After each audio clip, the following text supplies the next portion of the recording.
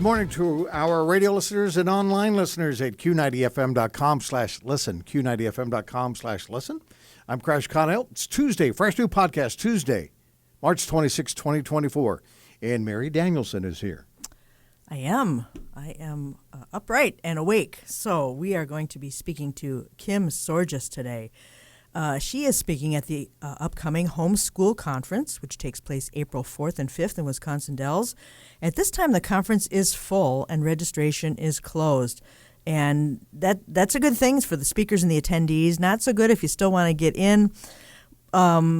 So it's a fantastic lineup. But even if you can't attend, those speaking, like my guest today, have many resources and options to learn about homeschooling and how to be successful, because isn't that the goal all in all? And many of you, I'm sure if you're homeschooling, are looking ahead to next year already and planning how to be even more successful. And hopefully we can help you with that through resources like Kim. So first, my scripture and prayer this morning, and then we're going to introduce Kim and get going. Kim will be here for the half hour. I'll be doing some headlines in the second half. Psalm 8. 1-5. O Lord, our Lord, how excellent is your name in all the earth, who have set your glory above the heavens. Out of the mouth of babes and nursing infants you have ordained strength, because of your enemies, that you may silence the enemy and the avenger. When I consider your heavens, the work of your fingers, the moon and the stars which you've ordained, what is man that you are mindful of him, and the son of man that you visit him? For you have made him a little lower than the angels, and crowned him with glory and honor. Oh, amen. Would you pray with me this morning? Lord, we give you our hearts afresh today. And while we see through a glass darkly in this life, we're grateful that your word tells us that we can behold your glory in creation and in the new life that you have given us. Help us not take your presence in our lives and in creation for granted, but help us to be aware that you are only a prayer away in every season and every circumstance. And Lord, we give you all the glory for all of that and all that you've done and continue to do in our lives. We lift up Kim to you for continued wisdom and grace to navigate ministry and parenthood. We lift up her family and ask for good health and for all needs, unspoken and spoken, to be met. In Jesus' name, amen. Again, my guest is Kim Sorgius this morning. She's always been drawn to activities involving working with kids, and this led her to get an MA degree in education, specifically curriculum design. She spent 10 years in the public school system, but the Lord had a different direction for her, ultimately, and he started putting the pieces together for her up to this point in her life, and sometimes using difficult seasons to bring her where she is now. But doing what she loves most, homeschooling. She has a passion for helping families grow in faith through Not Consumed Ministries. It's notconsumed.com. Welcome to Stand Up for the Truth on this Tuesday, Kim. Thank you. I'm so excited to be here.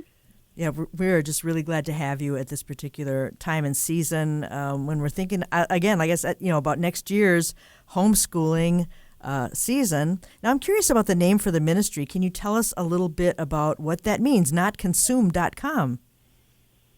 Yeah, so Not Consumed was actually born out of the passage Lamentations 3, particularly verses 21 and 22. If you read them in the King James Version, it talks about how the Lord's mercies are new and therefore we're not consumed. And I was in a season when I named my business, my husband had left. I had 4 small children, and I was looking for a way to provide for them, and I was just asking the Lord, hey, what do I do? Where do we go from here? And I felt led to start a blog. And so I said, Lord, if we're starting a blog, I need a name. And he said, we're going to call it Not Consumed. And here's why. And I thought of a verse that talks about how the Israelites, when they were in the wilderness, how it talks about how their sandals never wore out. And I was reminded of that, and I thought, okay, these are hard situations. This is a hard season, and I'm going to trust you that we're not consumed, and that even if the waves are going to consume us, as Isaiah 43 says, or even if the fire threatens to burn, we're not going to be consumed. And so that's how it all started, and that was the inspiration that the Lord gave me for that. Wow. I love it. Now, you believe that homeschooling obviously is a powerful tool for our families. tell us how that lit a fire under you to pour your energy into then strengthening families, because you're a homeschool veteran of 20 years. And did you start out homeschooling all along, or did something happen where you said, we're going a different direction here with my precious kiddos? How did you get started in homeschooling?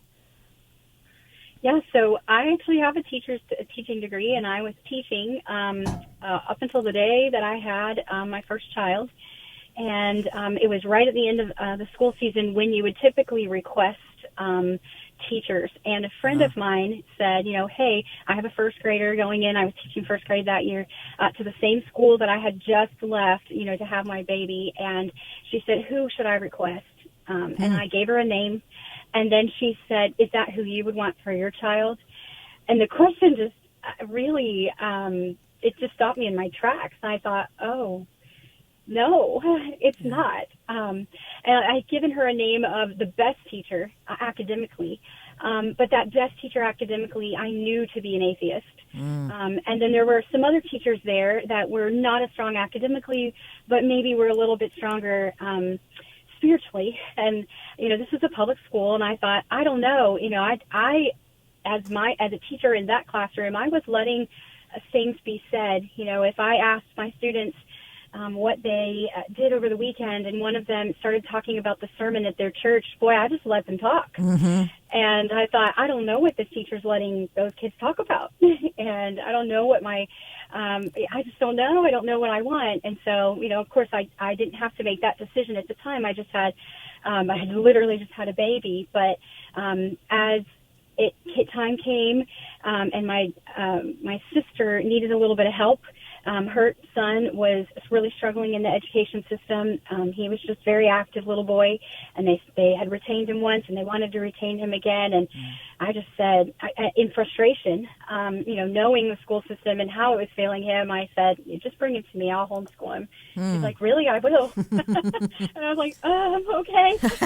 And so that's actually how I got started. I had an infant. It was about 6 months in, and a second grader.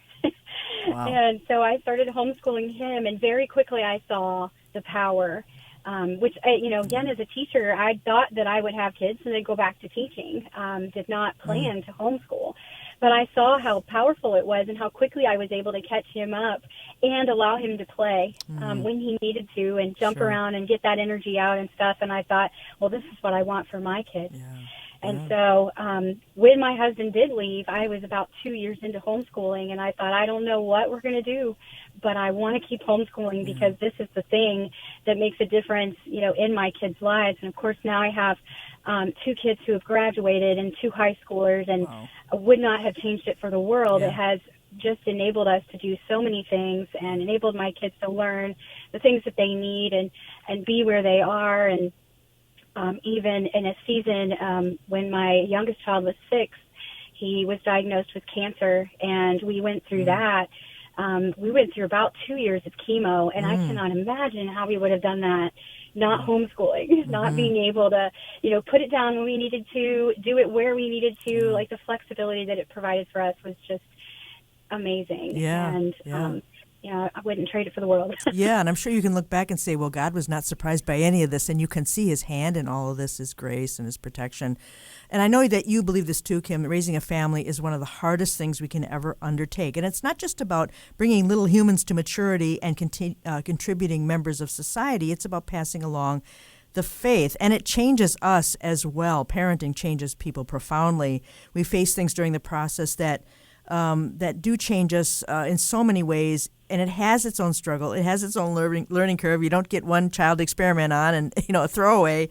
You're in it for everything, and then life throws things at us that we don't expect. Like when you're talking about cancer here, how can we strengthen families? I know we didn't want to talk about curriculum and all that this morning, but it's so important that we need to strengthen families to endure difficult days and hours in the culture and in personal issues. Talk about the personal growth aspect as the times get a little scarier and a little darker. How can homeschooling just knit our hearts together as a family and strengthen us? Yeah, so, I think one of the things that homeschooling provides is time together. That time in the morning when you get to sit around the table and start your day, by coming to the Lord Yeah. and asking Him to be with you. It just makes such a difference. Just that one piece of it, just beginning every day like that, regardless of where you go and how, the students are doing different things throughout the day. That one initial moment, and it doesn't even have to necessarily be a long moment, but I would say that's probably the biggest thing that we've cherished over the years in our homeschool is just, starting the day together, right there for a few minutes, at the table, and being able to share. I always ask my kids, what the Lord is teaching them. It's kind of my way of encouraging them to be in the Word, as much as possible daily is my preference, of course, but, I'm asking them that question of what the Lord is teaching them every day, so that they have the chance to impart that. But then I also get to tell them, well, this is what the Lord was teaching me today, or however that comes about, which gives us that opportunity to talk about the Lord, but also helps them to see, which is, I think, the most important thing we miss, and that is the Lord actually is working in all of these things.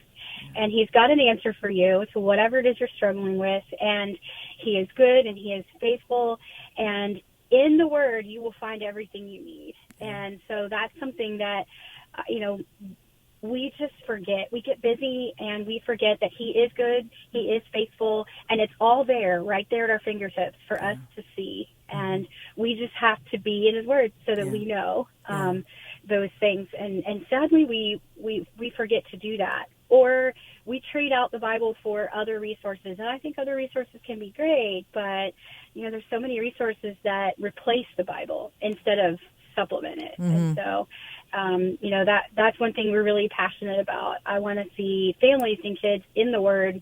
If you want to use a resource, great, but that resource had better be getting you back in the Word. Yeah. So that you're seeing, for yourself what is being said. And that way we have, when we were talking about the Israelites and their continuous unfaithfulness, sometimes, we have to give them a little slack because they didn't have what we have, but we have the Word. And we have these promises, and we have all of this stuff, it really in a concrete way before us. We just need to use it to remind ourselves of these truths. I'm glad you mentioned that. I'm talking to Kim Sorgius today, notconsumed.com, helping families grow in faith. You mentioned a family mission statement. Just give us a definition of that. I think that's a great idea to help, brings the family together even more. What's a family mission statement? So family mission statement is just simply something that you have sat down together as a family and decided that you're about. It kind of gives you that camaraderie. I think that kids really want to belong, and they want to belong to a cause. They love to get behind things. And so we want to, as a family, create that something for them to get behind and what we're about. Our mission statement is that we love up and we love out. And it's only because we love up and it's the love of God being poured out into our hearts that we can love out. So we have to love up first. And that kind of covers it all. I found when my kids were really little that rules were not really going to help us because rules can be bent. Rules don't always apply to certain things. And, I needed a way to help them to have a global idea of what life was really supposed to be about. And that's how I came up with love up and love out. Because it's it just covers everything. Yeah. And really it covers exactly what the two commandments were that Jesus gave us, right? He said, the most important thing, love me and love others. And so that's kind of where that came from. Right, and it's a very positive direction for youngsters especially. I want to talk about curriculum in the time that we have left, because when I was homeschooling a few decades ago, there wasn't much out there. There was a Becca, there was some hands-on things, and there really wasn't much out there, and I think parents were a little discouraged because they thought there is really nothing that I can sink my teeth into. I'm not a teacher, etc. But you see on the website, perhaps the one thing that most people don't realize is that there is not one single curriculum that will ensure success in your family. Everyone thinks there is. We treat it like some sort of holy grail of curriculum and search through caves to find it, but no one curriculum will meet every family or student's needs. And it says, And then, here's the best part. Your students will not succeed because you chose to use what your best friend used to successfully homeschool 12 kids.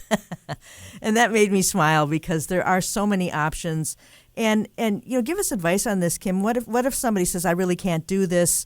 Because it is the centerpiece of the homeschooling process. Is it okay to try and fail, or give us some curriculum advice? I would love to.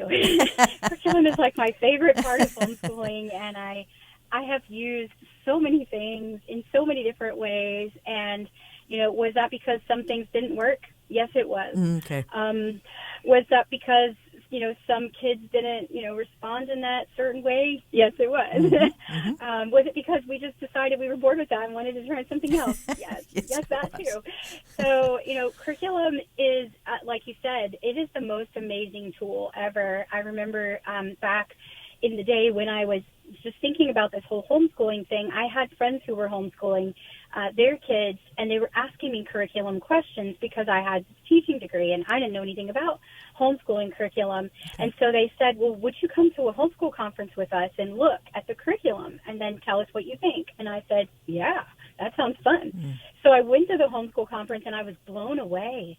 I was blown away. I could not believe the options out there, which is overwhelming, right? A lot of families express that to us, that they just feel so overwhelmed with all the choices because there are so many, but there are so many really good choices. And like you already said, we get stuck on the idea that there's only going to be one thing, and this one thing is the best thing, and this one thing is the thing that is going to make sure that my kids get into college or make sure that they're saved or whatever. And the answer to that is it just absolutely is not. That does not exist. The best possible curriculum for your child is the one that meets their needs and it makes them happy, makes them want to learn. Yep. And I think that's something we kind of forget. We're like, well, they don't need, whatever. But that's not the case. They actually really should love to learn. And so if it's very, I usually say something like, there's a lot of curriculum out there that will be very crafty and very hands-on, very, let's build a Egyptian sarcophagus together. And I just want you to know that I never did that with my kids. They do not feel that deprived. But I didn't do that because I'm not crafty. But we like to be outside, so we did a lot of outside things. And so that's if I can impart any wisdom at all, it would be that. Do the thing that you enjoy doing. Both, it's important that the parent enjoys teaching it, but it's also important that the child enjoys doing it. And if you're just picking something that just looks like, oh, well, this is what they would do in school, well, you're not in school for a reason, right?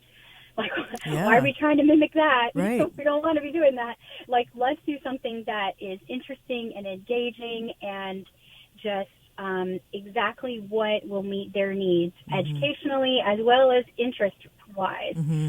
That's the most important thing. And I have found over the years that varies drastically. It is not uncommon for us to use a piece of curriculum for one kid and then not another. But then the third kid maybe comes back and uses it, but then maybe not the fourth. There have been some things that only one child has used and none of the others have used. Wow, interesting. It just depends on what it is. My oldest child is very much into horses, and she's done several things that were very horse specific, all the way to one of her high school science credits was an equine science credit. Well, I couldn't use that curriculum for anybody else because none of my other kids like horses. Sure. So, that wasn't going to come around again. But there are some staples that, have been used across the board, but very, very few, honestly, that every single child used. I have 4 kids. It's amazing to me how different 4 kids can be. It's God's beautiful fingerprints, right? But also his sense of humor for us. How different they are just in what they need and how I work with them. It's amazing. So why wouldn't we, have curriculum that's different? And I'll say also on that note, one way that I think the school really falls down is the traditional school system requires students to be good at everything. And that's not how God made us. We have strengths and weaknesses. And so my oldest child, for example, I said loves horses, but not as good at math. So when we picked math things for her, we picked things that were a little more simple. And she did some consumer math in high school instead of trig, because why? What does she need trig for? She didn't, and why frustrate her? Sure. And so that's something I think we have to also keep in mind, that just if we want to give our kids the opportunity to really excel in something, we want to take away a little bit of something else. I'm not saying, forget math, you don't have to do it. You do probably need to do some math, but it doesn't have to be the highest possible level ever. Maybe that's the subject that you back down on, or maybe language arts is the subject that you back down on a little bit. Maybe they don't have to write a novel in high school, Right. Maybe it can just be a little bit less, because that's obviously not their strengths. Sure. Whatever their strengths are, I think it's really important that we capitalize on them. Yeah. And on those strengths, and give our kids the opportunity to really excel there. And that's one thing that I think sets homeschoolers apart, because when they come into the workplace or even into college, schools and teachers and people are finding, employers are finding that they really excel at what they're excelling at. And that's awesome. That's what we want to be. It really is. Raise up a child in the way that they should go. They specifically, each child, I believe that's in view in that verse. And a lot of communities that have a lot of homeschool support. Well, let's just go back. Some communities that have a lot of homeschool support have curriculum fairs from time to time, and you can go at the end of the year. You can have your older books there, and people can talk to each other and maybe buy someone's textbooks discounted. We didn't have internet when I was homeschooling, and I know that you can find curriculum on there and a lot of great sites like yours, notconsume.com. I think there's so much out there. We were lucky we had a CD-ROM with maybe spelling or math on the CD-ROM at the time. So I just love the resources available. Are you familiar with curriculum fairs? Are there any out by you? Most of the time these days they are full-scale, homeschool conferences more than anything. And I mean, there's so many all over the country. And we've been talking about CHU specifically, which is a great option. But also a lot of people will travel. They'll vacation places and go to the homeschool conference there just to be able to get their hands on curriculum, which I think getting your hands on curriculum is really great. But I'll tell you the thing that I think about homeschool conferences that's worth going, worth your money, is just the atmosphere, the people, the fellowship. Even if you don't even make a new friend, maybe you're the more quiet type, but just being around, there's something about being around hundreds of other families that are doing what you're doing, kind of going against the grain, doing something different, doing something hard. Because homeschooling has its moments and its challenges, and I think that being able to be in a place like that is really valuable. That camaraderie, just that encouragement. But of course, in addition to what homeschool conferences offer that curriculum fairs don't, is you get to hear speakers. You get to hear people who've been there, people who have ideas that you maybe haven't thought of, and that encouragement is really good. I love, I'm always sitting in on sessions and listening to what other people have to say, and I've been doing this for a long time. But there's always new things. There's always things you can learn. There's always a different perspective.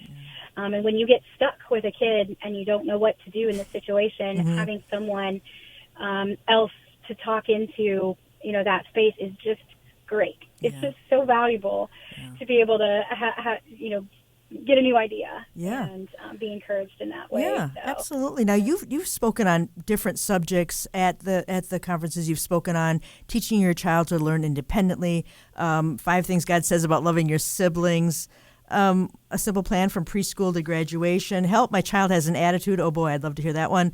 Managing your schedule so you're not consumed. Helping kids become disciplined in their studies and really take it seriously. What are you going to be speaking on in Wisconsin next week? What are your topics?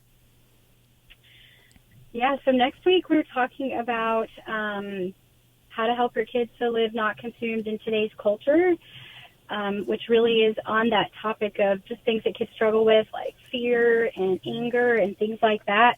So I'm really excited about that particular topic.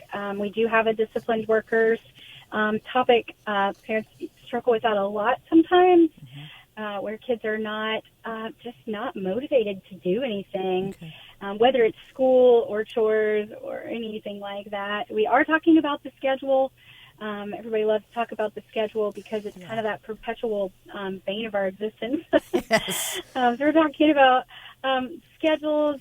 We are also talking about secrets to a life-giving family culture. That kind of covers that mission statement we were talking about earlier, and just ways that you can build a family culture that bond with your kids, and that creating that place that they want to be, that mission that they want to get behind. And then we are talking about teaching our kids to learn independently. That's one of the things that I like to talk about a lot. And we're talking about the attitudes, those bad attitudes. So you'll have to come to that session. Wow. A little bit of everything. It sounds fantastic. So, And like I said early on in the podcast, it's full. And so people cannot register anymore, but they can certainly get a lot of great resources from notconsume.com. And other, it has a great website here, and it's so encouraging. It's so uplifting. Kim, we have 2 minutes left. It went so fast, and we appreciate your time so much. Is there anything you want to end with? Is there something we missed this morning? I had to think for a second there.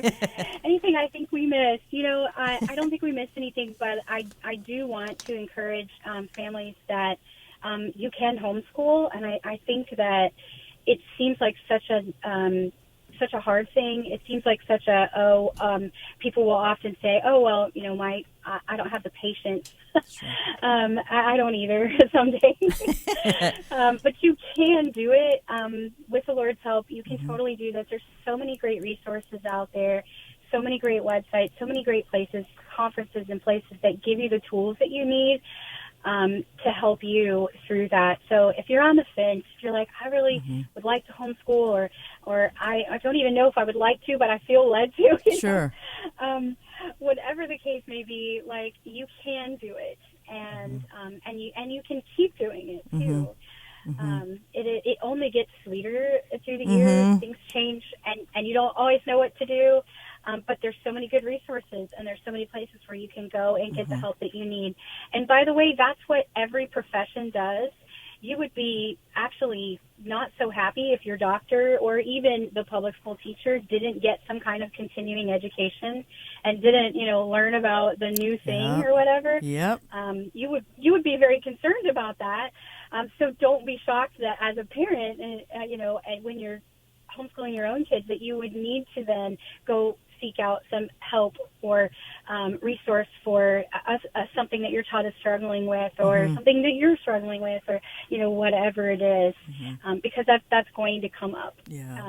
And we talked about curriculum. I'll throw in, I have thrown away curriculum. Okay. Don't be afraid to do that. Yeah. Don't be Start afraid over. to throw, just say, you know what, this thing is not working. Yeah. We need to do something different. Yeah. We need to change the way we're doing this. Sometimes that's the answer to being able to keep going and sustain. And good advice, Kim. We are out of time, but just your wisdom and the experience that you've had doing this comes through in everything you say. Thank you so much. Enjoy your time in Wisconsin, and just I'm sure it'll be fantastic. You'll make a lot of great connections. So God bless you, dear. Thank you so much.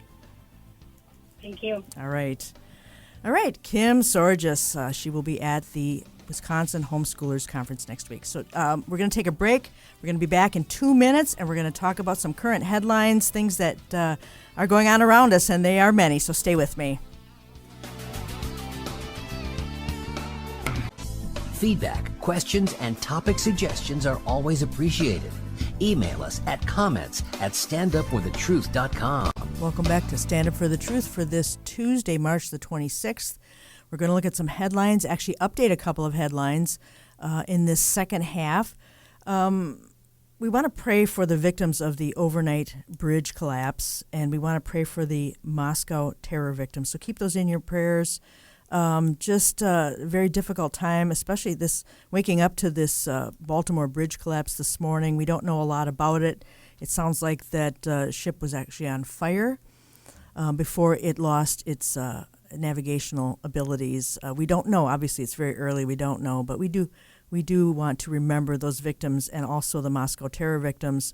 They're saying it's ISIS. I've read a few commentaries that suggest it's not, because those who perpetrated it were trying to get away, and normally with ISIS they would just become victims themselves.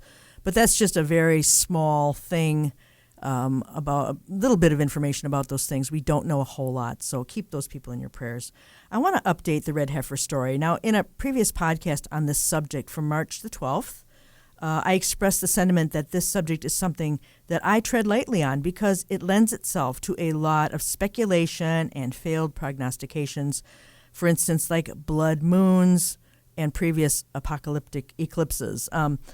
I'm actually more interested in collapses than eclipses, and while we might not be thinking about a rebuilt temple in our day-to-day lives, largely because the political situation over there, which is always volatile, but it's important to those in Israel who are anxiously awaiting their Messiah, and that's why I cover this type of thing. The hour is late.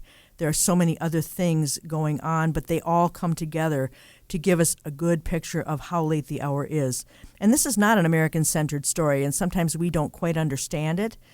There are a couple of schools of thought on the temple. One is that it will be rebuilt before the Messiah comes, and some will work towards that happening, and the other being that the Messiah will allow it to be built.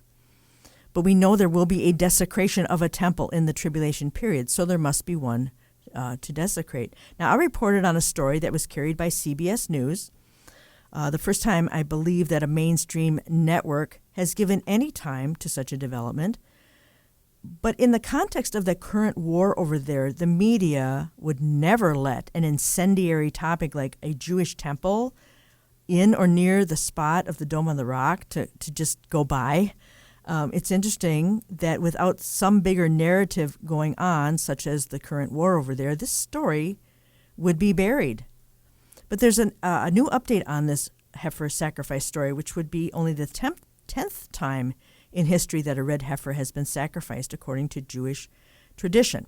Now, according to those working on the project, the sacrifice needs to be performed on the Mount of Olives from a spot that looks directly into where the temple stood, and with the ashes that are needed for ritual purification and ongoing temple sacrifice.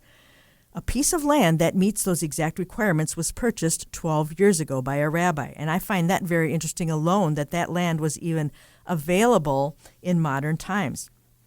Now, for the typology and the foreshadowing, and how the temple points to Jesus as their Messiah, I strongly suggest you do some research on that or listen to some good Bible studies on it. Of course, Jesus is the greater sacrifice once and for all. Hebrews 9:13 and 14 is a definitive verse, and it says, if the blood of bulls and goats and the ashes of a heifer,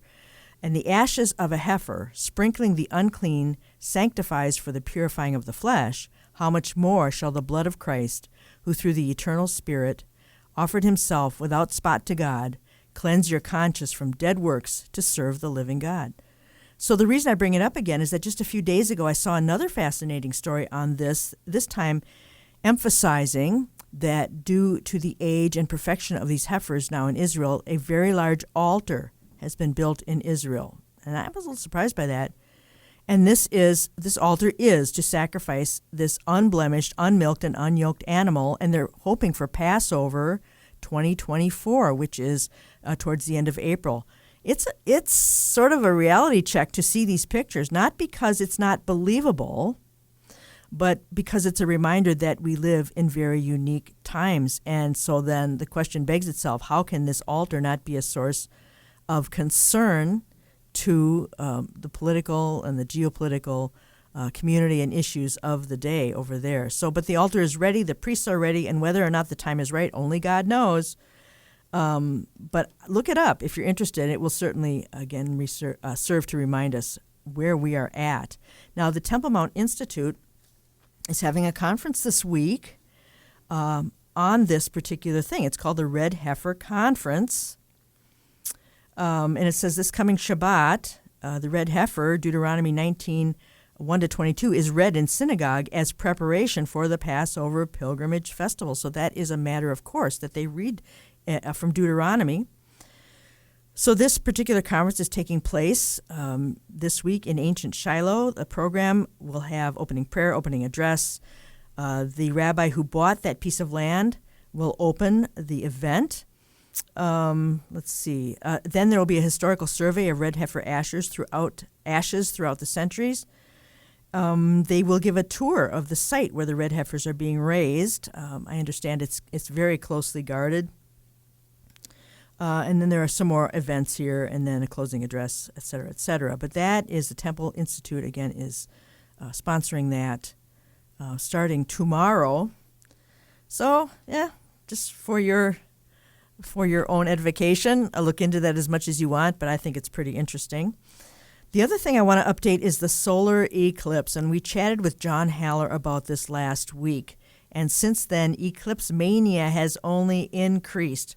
Now it is called the Great American Eclipse, which, of course, it has to have its own marketing, its own brand, its own promo. But this is the part I don't like. It's being referred to as the sign of Jonah. Now, if you remember the blood moon fiasco, I think that was around 2015. It was largely promoted, I noticed, I did quite a bit of research into it, by the Hebrew Roots movement teachers who make an art form out of connecting moon events to Jewish feasts. Well, naturally they would, because Jewish feasts such as Passover, Tabernacles, and Purim, which just ended, they all fall on full moons. So there is automatically a connection with the moon and these feasts. But those who sold books and used fear to push their theories, I noticed, never gave people their money back when this all failed to materialize as a tremendous apocalyptic event. Even the historical dates that they associated with past blood moons were off, sometimes a year or more. There was just a lot of fudging of dates and events to make this be overly sensationalized. And, it really is discrediting for the church. If people are going to scoff, have them scoff about the rapture, which the Bible says will happen, but not have them scoff about the things that the church emphasizes or overemphasizes or over-spiritualizes. Now, Chris Quintana posted some thoughtful discussion points about this on Facebook, and specifically an article called The Sign of Jonah, The Six Ninevehs, and the Great American Eclipse. I want to cut this down to size because NASA tells us the first solar eclipse was 3340 BC due to some dating of ancient petroglyphs that they found in Ireland. And whether or not, be that as it may, whether or not that's correct, we understand that eclipses, of course, have been happening naturally for a very long time. Now, the Bible talks about signs in the heavens, yes, in the last days, but we don't know what that means. So in lieu of more information, it's better to not commit to pushing things into some sort of pattern and saying, well, this is those signs in the heavens. We don't know that. If you don't know, it's best not to say anything. But what is the sign of Jonah, and why is it ascribed and assigned to America? Is the eclipse an occasion for collapse? This article is just one way the church is acting kind of goofy and speculative. According to this article, there are 3 towns called Nineveh in the path of this North American eclipse. Now, why would that matter to you, you might ask, which you should ask. Apparently, it's a sign that God is either going to judge America outright or give her 40 days to repent like the Gentile Assyrian Ninevites. Yes, the Bible talks about the sign of Jonah, but if context is any importance here, and of course it is, this is taken so far out of the realm of truth, it's a little bit scary. But if we can get our theology from the chosen here in 2024, it's all up for grabs. But here is the verse, and it's, okay, don't let this get lost on you. This is so ironic. Jesus himself says in Matthew 12:38-41, "A wicked and adulterous generation asks for a sign, but none will be given it except the sign of the prophet Jonah. For as Jonah was 3 days and 3 nights in the belly of a huge fish, so the Son of Man will be 3 days and 3 nights in the heart of the earth. The men of Nineveh will stand up at the judgment with this generation and condemn it, for they repented at the preaching of Jonah, and now something greater than Jonah is here." So Jesus is the sign of Jonah, not an eclipse. Some other current headlines: Oklahoma is calling on the National Guard Texas County declares state of emergency, and all because they expect many people, millions in fact, to travel to cities and towns in the path of totality, which is April the 8th, Monday, April 8th. And there's no way the infrastructure of these communities can handle all of those people looking for facilities and for lodging, for food, etc.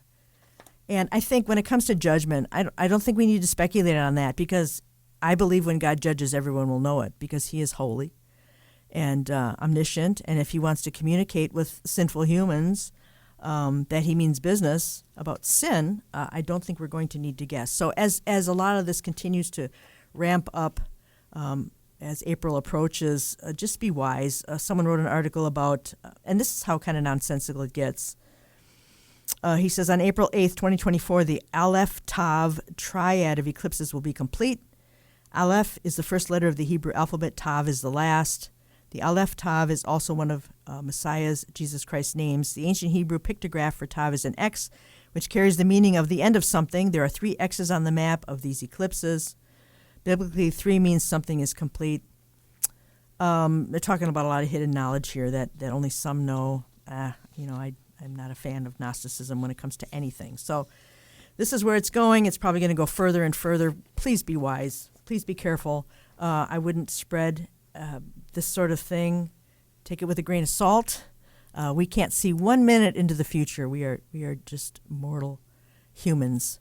And if you want to contend for the faith in these areas, that's up to you. But I would strongly suggest not spreading some of these things, because they're just we just can't. We just don't know.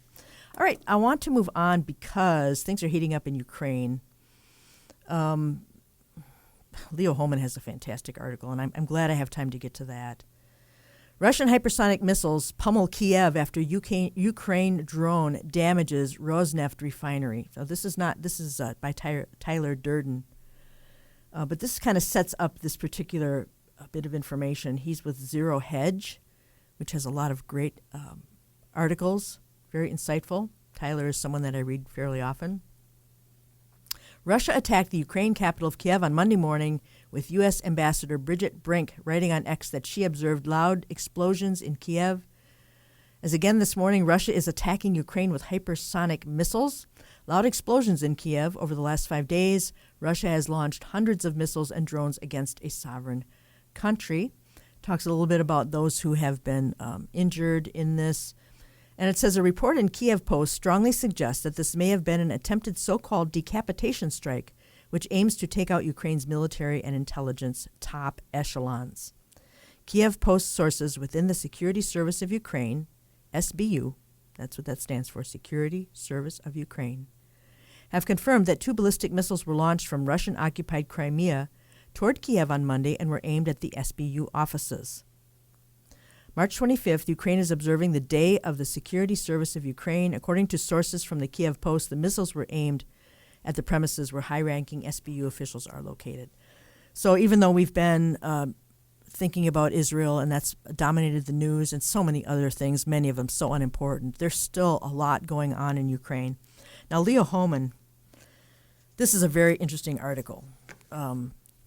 How NATO powers are using the UK's World War I model to lure Russia into the next big global war. And I'm going to read some of this. And this is really worth watching. It says, using duplicity, deception, and secret alliances, the UK's inner circle of top elites led by Nathaniel Rothschild, King Edward VII, and Lord Alfred Milner backed the German Kaiser into a corner and intentionally set the Germans up to blame them for starting the First World War, when in fact it was the British who provoked the Germans to the point where war was the only option. German generals were caught strategizing several weeks ago on how to bomb Russia's main bridge to Crimea. This would be an act of aggression that Russian President Vladimir Putin described as guaranteed to draw a harsh military response from Russia, possibly even including a nuclear strike against Berlin. That has led to an admission by German officials that their military is woefully unprepared to take on Russia. If German generals and politicians truly want to provoke a war with Russia, they had better slow down and wait for their military to catch up to the political rhetoric coming out of Berlin. A March 14th article by John Cody at Remix News shows that the German army lacks the personnel, equipment, and infrastructure to wage a major war of any kind, let alone with a nuclear-armed military superpower like Russia. Quote, Germany's own military and government are painting such a dire picture of the armed forces that there are now calls from some of the most powerful politicians in the country to reinstate mandatory military service. Cody writes, yes, a military draft in Germany. A video produced by Remix News details testimony provided by Eva Hogel, German parliamentary commissioner for the armed forces, who provided catastrophic details about the state of the German military. It's shocking in terms of its candor regarding the current state of the armed forces there. She finds it really impressive that Germany has emptied out its military defense stocks by handing it over to Ukraine to be wasted in a losing war with Russia. This sounds like an admission of treason in the wide open. And then Leo says, but wait, there's more. And there is. Germany knows it's incapable of taking on Russia, so it is negotiating a secret deal with the insane leaders of two other European countries, France and Poland, for the very purpose of sending troops to Ukraine separate from NATO. Although I do not think this can be truly done, without the acquiescence of Washington and London. An organization called the Weimar Triangle, composed of France, Germany, and Poland, has been in existence since 1991 at the fall of the Soviet Union. The stated purpose of the Weimar Triangle was to assist Poland's emergence from communist rule. It's strange that it still exists, but it may have found a new purpose instigating World War III with Russia. Again, this is by Leo Hohmann, leohohmann.com. He goes on to say, according to Wikipedia, the Weimar Triangle exists mostly in the form of summit meetings between the leaders of the three countries and their foreign ministers. The collaboration between member states includes interparliamentary contacts, military, scientific, and cultural cooperation. The most recent summit of these leaders occurred in Paris in June of 2023. There's been almost no media coverage of it, but Reuters reported yesterday, March 13th, that the three nations of the Weimar Triangle are meeting March 15th. Hastily arranged talks regarding how to move forward in aiding Ukraine in its war against Russia. The meeting may produce an agreement, possibly secretive, to build up their military personnel using conscription and other means for the purpose of ultimately inserting some combination of French, German, and or Polish troops into the Ukrainian battlefield against Russia. Leo says Russia has won phase one of the war, and the NATO nations are having to get creative if they want to continue the fight. There is absolutely no question in my mind that they want to continue this war against Russia. Why is that? Because Russia, and even more China, is the focal point of the BRICS coalition of nations that are challenging the U.S.-led world economic order, which is tied to the U.S. petrodollar and U.S. military supremacy. Each one of those is a bit of a prophecy update in itself. Leo says all the military experts I've been listening to over the past 2 years seem to miss the economic reasons for why the war will widen beyond Russia and Ukraine. It was never about Russia and Ukraine. It's about challenges and shifting realities related to the global economic order. Military analysts have talked in terms of Ukraine or Russia winning or losing the war, but few, if any, are really seriously considered the possibility of another outcome, a third outcome, that neither Ukraine or Russia will win, quote unquote, this war, because the real war is not between Ukraine and Russia. It's between NATO and its allies and Russia and its allies. And I think we've been talking about this for a long time. A lot of us thought, well, this Ukrainian war, 6 months max. No. And there's always been chatter of NATO getting in on this. And Leo says Ukraine is just a proxy, and it's about to be forced to limp off the battlefield. If a new influx of troops doesn't come from somewhere, the war is over and Russia wins. But because of the economic reasons stated above and other reasons related to the West's liberal social agenda that is at odds with Russia's more conservative culture, NATO is not going to let that happen. So he says if NATO can figure out a way to insert troops into Ukraine, now that Ukraine is lost, and do it under the auspices of being separate from NATO, look for them to do exactly that. So, you can always, there's nothing new under the sun. You can always look at history. And there's quite a bit more to this article, but I strongly suggest you read it. It is really fascinating. Again, leohohmann.com. how NATO powers are using the UK's World War I model to lure Russia into the next big global war. Context is king, whether you're reading the Bible or the news. I got time for one more here. This is a little bit of a tough one. Well, here's another Tyler Durden, Zero Hedge, the coming police state in America. The National Guard and the state police are now patrolling the New York City subway system in an attempt to do something about the explosion of crime. There are bag checks and surveillance of all passengers. No legislation, no debate, just an edict from the mayor, and I think this is going to get a lot worse. But this is such a good article.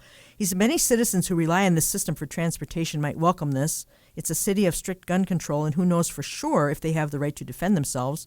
Merchants have been harassed and arrested for trying to stop looting and pillaging in their own shops. The message has been sent, however, only the police can do this job. Whether they do it or not is another matter.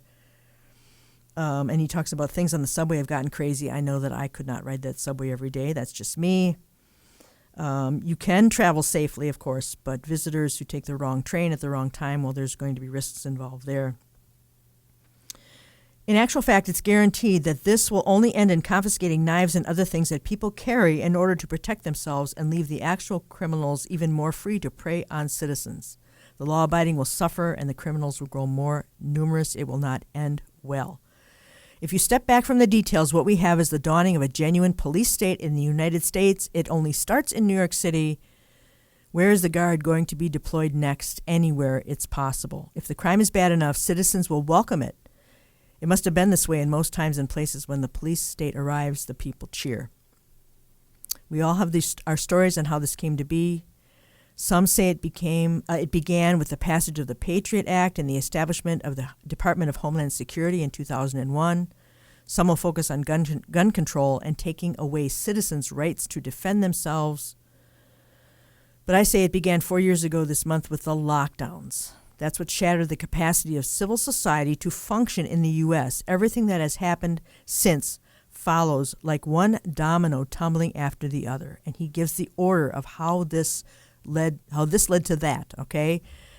Lockdown, loss of moral compass and spreading of loneliness and nihilism, rioting resulting from citizen frustration, police absent because of ideological hectoring, rise in uncontrolled immigration and refugees, an epidemic of ill health from substance abuse and otherwise, businesses fleeing the city, cities fall into decay, which results in more surveillance and more police state. It just is a domino effect. And finally, the sacking of liberty and civilization itself. It doesn't fall out this way at every point in history, but this seems like a solid outline of what happened in this case. 4 years is a very short period of time to see all of this unfold. That's a great point. But New York City was more or less civilized. But it is a fact that New York City was more or less civilized only 4 years ago. No one could have predicted that it would come to this so quickly. And I know I'm one that would, at this point, I have no desire to visit New York City. I was there in 2001, and things have changed so radically. It's just a disaster. And he says once the lockdowns happened, all bets were off. Here we had a policy that most directly trampled on all freedoms we had taken for granted. Schools, businesses, and churches were slammed shut with various levels of enforcement. The entire workforce was divided between essential and non-essential, and there was widespread confusion about who precisely was in charge. It felt like martial law at the time, as if all normal civilian law had been displaced by something else. It's like this, too, is a very long article. But he talks about the white-collar workforce staying at home, their kids staying at home until they couldn't take it anymore. Again, this is called The Coming of the Police State in America, Tyler Durden. There's another great article out there, When the Moon Turds Red, China's Plan to Annex Space. We don't have time for that, but they want to control the moon and everything in between. It sounds bizarre, as do so many headlines today sound completely bizarre. But it's fascinating, and that's by Gordon Chang from March 13th. So out of time, but again, there's so much to follow, and I hope we can help at least a little bit here at Stand Up for the Truth. My name is Mary Danielsen, and that's my headlines for today. Remember to visit standupforthetruth.com and sign up for our weekly podcast digest via your email inbox. On the top menu, click subscribe, enter your name and email address. And we also encourage feedback at standupforthetruth.com. And so ends another podcast for me. Therefore, my beloved brethren, be steadfast, immovable, always abounding in the work of the Lord, knowing that your labor is not in vain in the Lord. Amen. Lord, thank you for that verse, 1 Corinthians 15:58. And thank you for joining me. We are listener supported. We appreciate all of you. Have a great day on purpose.